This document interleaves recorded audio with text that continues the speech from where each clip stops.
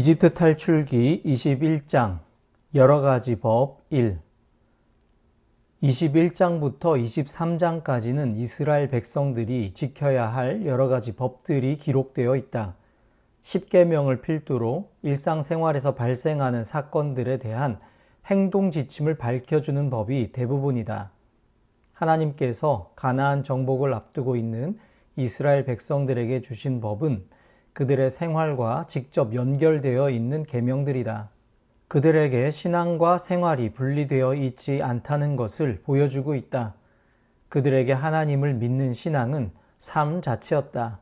신앙과 삶은 어떤 관계를 가지고 있는 것일까? 하나님은 인간들의 일상적인 삶에서 분리되어 있는 분이 아니다. 하나님은 이스라엘 백성들에게 계명을 주면서 자신은 백성의 삶에 직접 개입하여 그들을 이집트의 종살이로부터 구원해낸 사실을 강조하고 계신다.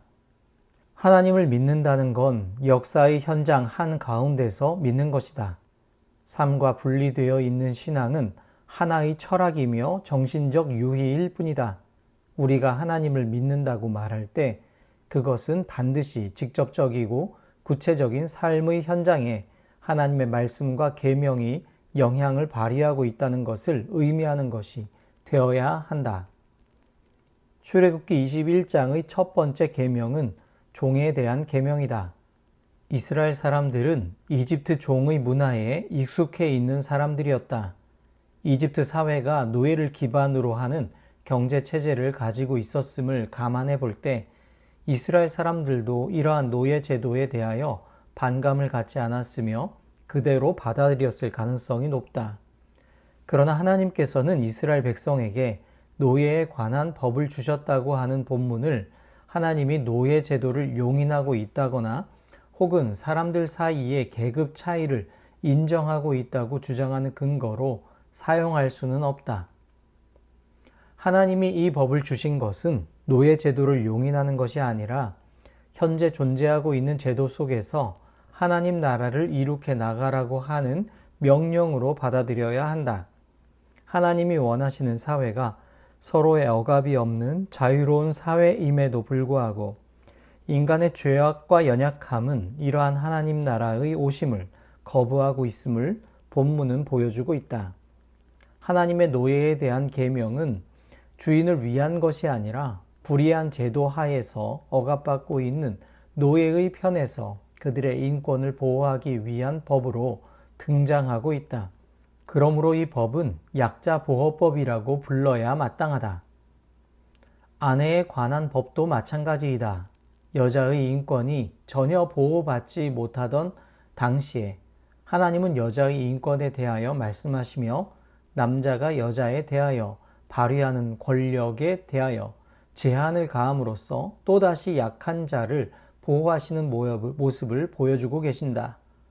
결국 하나님은 이스라엘을 이집트의 종살이로부터 구원해 주신 신이라는 것을 그의 법령을 통하여 나타내신다. 두 번째 법은 폭력과 그에 대한 처벌과 보상에 관한 것이다. 이 법도 마찬가지로 인간을 위한 법이다. 무감각한 법의 적용이 아니라 인간의 편에 서서 적용되는 법을 제정하고 계신다. 결국 하나님에게 있어서 가장 중요한 건 인간 자체였기 때문이다. 법을 만드시고 그것을 지키라고 명령하시는 것도 결국 그 법을 통하여 인간의 생명을 보호하시려는 것이다. 실수로 사람을 죽인 사람에게 대하여 정상을 참작하여 도피성으로 피신하여 공정한 재판을 받게 하는 것도 법이 사람을 위하여 적용되어야 함을 보여주는 좋은 사례가 아닐 수 없다. 본문에는 또 함무라비 법전의 정신인 눈은 눈으로 이는 이로라는 복수의 법이 기록되어 있는데 이 법 또한 당시 무한정한 복수가 허용되던 상황에 제동을 걸고 있다. 복수에 대해 제한을 두므로 인간의 생명이 소홀하게 다루어지거나 가볍게 여김을 당하지 않도록 조치하고 있다. 결국 하나님의 모든 법은 인간을 향한 법이라고 말할 수 있다. 오늘 우리의 믿음 생활이 하나님이 그토록 사랑하시는 인간을 향하지 않고 있다면 하나님이 원하시는 올바른 모습이 아닐 것이다. 출애굽기 21장 마지막 부분에는 한 사람이 소유하고 있는 동물에 의해서 사람이 피해를 입거나 혹은 소유 동물이 피해를 입었을 때의 배상 문제를 다루고 있다. 이 법 또한 마찬가지로 두 가지 중요한 원칙을 보여주고 있다. 하나는 손해에 대하여 반드시 배상을 해 주어야 한다는 것을 강조함으로써 소유주의 책임 의식이 두드러지고 있다. 두 번째는 사고가 날 것을 어느 정도 인지하고 있었느냐에 대한 문제이다. 사고가 날 소지가 있는 것을 알고도 적당한 조치를 하지 않았다면 소유주의 책임은 가중된다는 것이다. 무엇을 소유한다고 하는 것은 단순한 소유에서 그치는 것이 아니다.